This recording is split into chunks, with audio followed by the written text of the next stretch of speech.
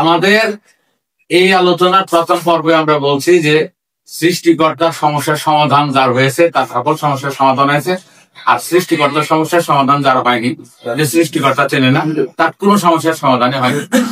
সৃষ্টিকর্তার ব্যাপারে আমাদের উপমহাদেশে দীর্ঘদিন ধরে সৃষ্টিকর্তার নাম কালা, কিলে, শ্যামকালিয়া, কাজলা এই নামগুলা ব্যবহার হচ্ছে। কৃতিকাররা এই নামে এখন পর্যন্ত আমাদের কাছে আমাদের সৃষ্টিকর্তার পরিচয় করেছে। সেটাকে খুঁজতে গিয়ে আমরা প্রথম পর্বে লাল থেকে উদাহরণ দিয়েছি, জ্বালা ওই যে মাতাল রাজাক থেকে উদাহরণ দিয়েছি, আমরা দিনহীন থেকে উদাহরণ দিয়েছি। এই পর্বে আমরা পবিত্র কোরআন মাজিদ থেকে উদাহরণ দেওয়ার চেষ্টা করতেছি। আমরা আগের পর্বে দেখেছি যে সূরা রহমানের 19 নম্বর আয়াত থেকে পরের যে অংশগুলো, সেখানে এই ভূখণ্ড থেকে ওই ভূখণ্ডে যাওয়া, ওই ভূখণ্ডে 3 ধরনের জল আছে, 4 ধরনের জল আছে, তার মধ্যে একটা জল কালো, এটা দেখেছে আগের পর্বে।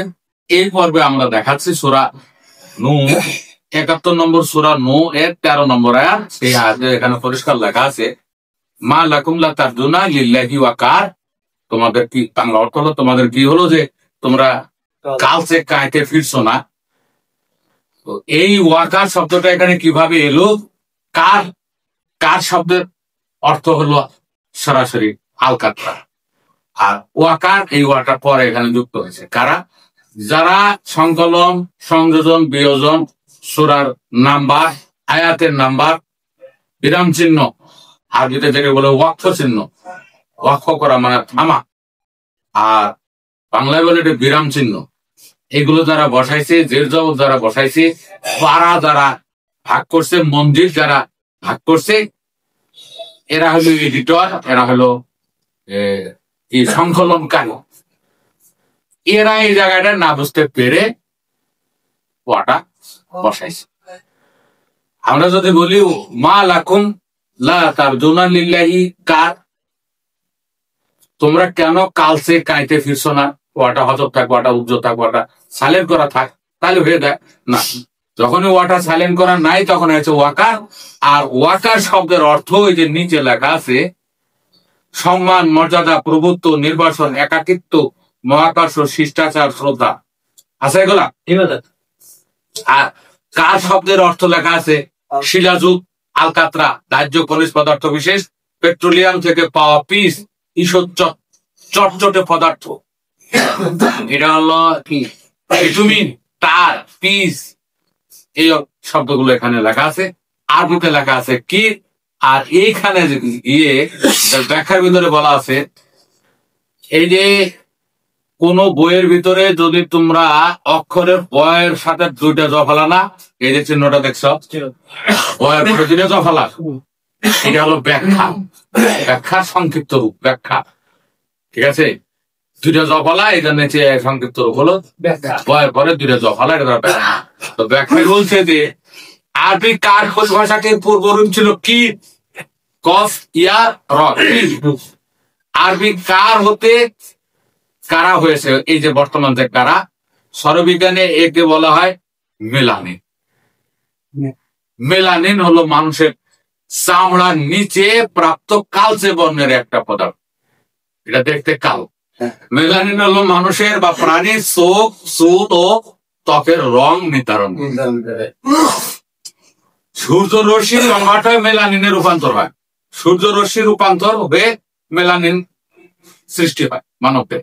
এই জন্য যারা বাইরে কাজকর্ম করে, মাঠে রোদের থাকে, হাতের বাইরের অংশটা, যেমন হাতে যতটুকু গেঞ্জি আছে বাইরের অংশটা কালো আর ভিতরের অংশটা সাদা, তখন মানুষে কি বলে, রোদ্রে পুড়ে কালা। আসলে রোদ্রে পুড়ে কালা হয় নাই, হয়েছে সূর্য রশ্মি কনভার্ট হয়ে মেলানিন হয়েছে, তার চামড়াটা কালো হয়েছে, আসলে পুড়ে নেয়। আর এই যতটুকু গেঞ্জি জামা ছিল ততটুকু সূর্য রশ্মিটা সরাসরি পড়তে পারে নাই, কনভার্ট হয় নাই, মেলানিন হয় নাই।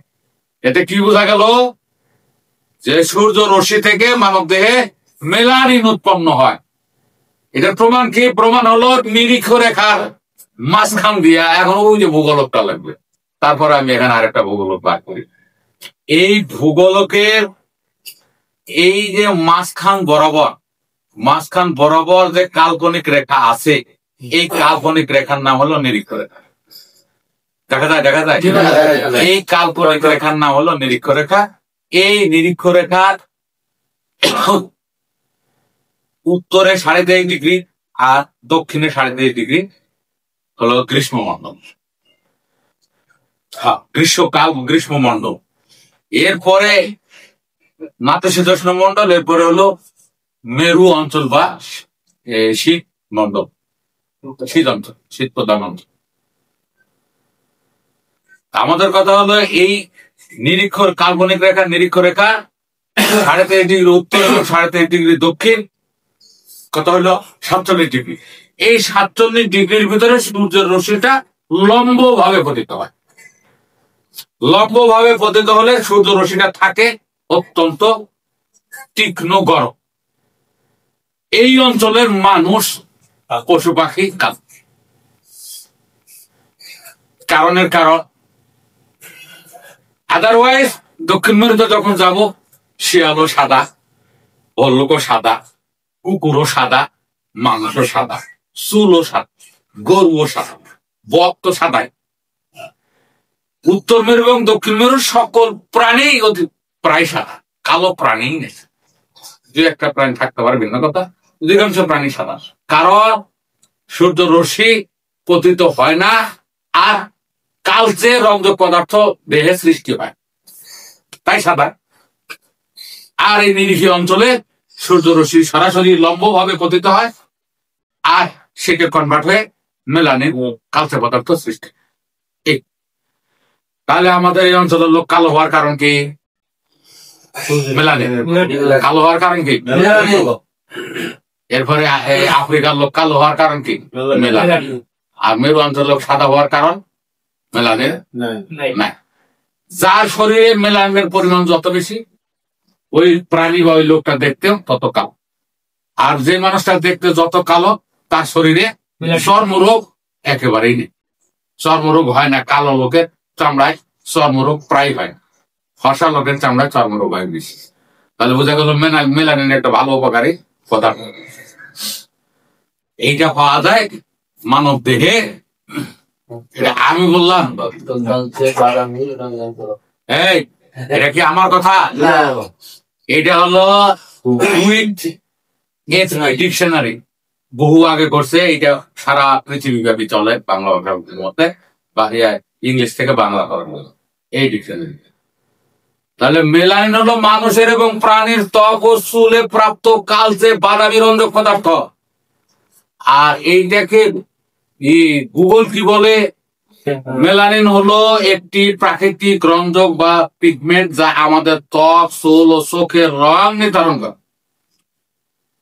এটি মেলানোসাইট নামক বিশেষ কোষ দ্বারা উৎপাদিত হয় এবং মানবদেহকে সূর্যের ক্ষতিকর অতি বেগুনি রশ্মি থেকে রক্ষা করে।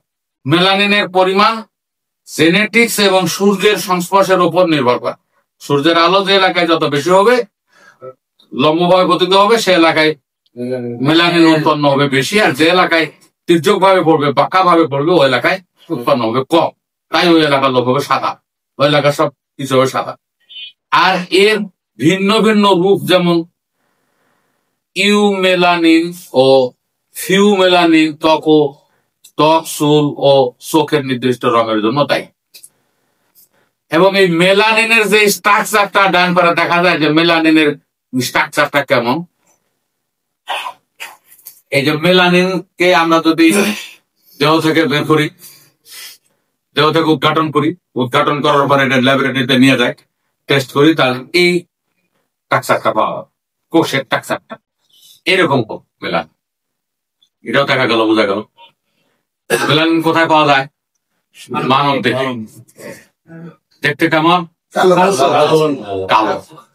কোরআন মাজিদে আমরা যেখানে ছিলাম সেখানে কি বললাম, যে এখানে দেখলাম যে মালা কুমলা তারজুনা লিল্লাহি ওয়াকার, তোমাদের কি হলো যে তোমরা কালচে কাইতে ফিরছো না? আগে ওয়াদিয়া ওয়াকার করছে, এটাকে রিমুভ করার জন্য আমরা এবার কার পেলাম।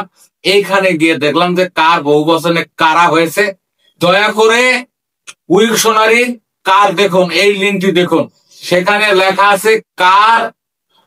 অল্টারনেটিভ ফর্ম অফ কির, যেমন হাতের অল্টারনেটিভ ফর্ম হলো হস্ত, হ্যাঁ, মাথার অল্টারনেটিভ ফর্ম হবে মস্তক, তেমনি কারের অল্টারনেটিভ ফর্ম হলো কি। আর কির শব্দের ডাইরেক্ট অর্থ হলো আলকাতরা, কির থেকে কার হয়েছে। তাহলে ওয়াটা ওরা বসালো কেন? ফাঁকে যে ওয়া বসায় ওয়া কার বানালো। এই যে দয়া করে লিঙ্কটি দেখুন, সেখানে লেখা আছে যে কি, যে কার, কার অল্টারনেটিভ ফর্ম অফ কি। আর কির অর্থ আলকাতরা পিস, সেজন্য এখানে কার অর্থ কালসে গ্রহণ করা হয়েছে। কিন্তু মজার বিষয় হলো মোল্লা মুন্সিরা ওয়াকারের ওয়া পৃথক না করে ওয়াকার রূপে পাঠ করে, আর তখন অর্থ হয় সম্মান বা মর্যাদা। কিন্তু ওয়া এবং কারকে আলাদাভাবে পাঠ করলে কার এর অর্থ হয় পিস বা আলকাতরার মতো পদার্থ। আলকাতরা জাতীয়, আলকাতরার মতো কারি, আলকাতরা জাতীয় বিশেষণ হয়ে গেছে, আলকাতরার মতো বিশেষণ হয়ে গেছে।